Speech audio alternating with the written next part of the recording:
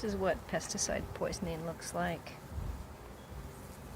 Dead and dying bees.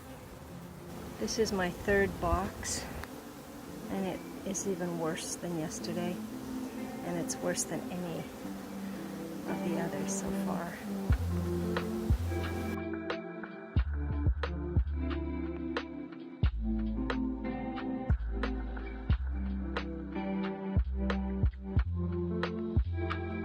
I noticed some of my bees dying, and they weren't just dying like dead, but actually in the process of dying, and they had lost control of their system, their neural system. They were on their backs and spinning around and unable to. Usually bees can just flip over when they land upside down or they tumble around. They just flip back over and they can fly away and stuff, but these bees couldn't do that. And a lot of them that were already dead had their tongues out. It happened very quickly, and I recognized the signs of pesticide poisoning. It's expected for a beehive to decline by 5 to 10% during the winter. In the US, winter losses have reached 30 to 50% or more. There are a couple different reasons why this is happening, but one big contributor that we as consumers have the potential to change is pesticide use. Many of you take the time to appreciate the people who pick our food, but how many of you take the time to appreciate the insects that make it possible? Do other people like to eat? That's why I think people need to consider their people-pollinator relationship the most important relationship. There are so many types of bees that don't make honey that they fall into different categories. For example, honeybees and native bees. There are over 20,000 known bee species in the world, and 4,000 of them are native to the United States. There are thousands of bee species that don't even live in hives, like digger bees and carpenter bees. But what does that all mean?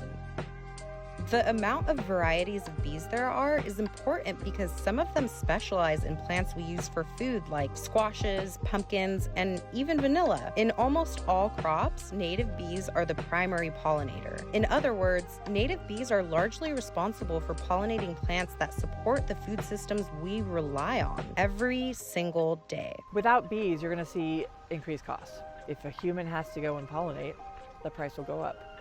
So that's pretty significant, right? On a number of things, on apples and citrus, oranges, grapefruit, lemons, limes. I mean, there's a lot of food that are mainstays to, avocados, like mainstays to this region, that we would have a major shift. And so, it would be more expensive and fewer. You know what the real sting is? Bees are in trouble and they need our help. And on the flip side, we need bees, and we need their help. We all know the effect of pesticides on humans. Then you look at pesticides, with a little insect. It's pretty severe. So it's really important to consider.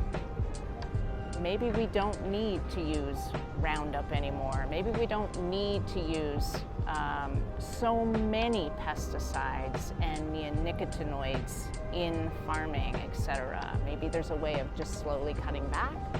These harmful pesticides are commonly found in agriculture and in some of our everyday home improvement stores. And what about the people who work with our food? Studies show that migrant workers are highly susceptible to cancer. Pesticides are hurting bees and killing the people that pick our food. Because some people don't know, right? They're like, how bad can it be if I can buy it in the store? Really? If it's so bad for bees, why are they allowed to sell it?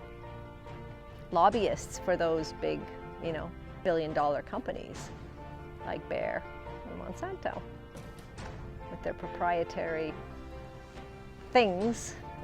And yeah, it's greed, right?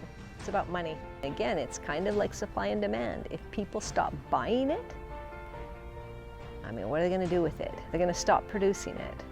We can stop purchasing harmful pesticides at our everyday hardware store and instead use natural products. We can stop purchasing food that is grown with pesticides and shift toward purchasing organic, which is not sprayed and won't harm bees or our bodies. We can support bee-friendly legislation when it's time to vote. So the next time you're shopping at your local hardware store, grocery store, or you're voting, be mindful.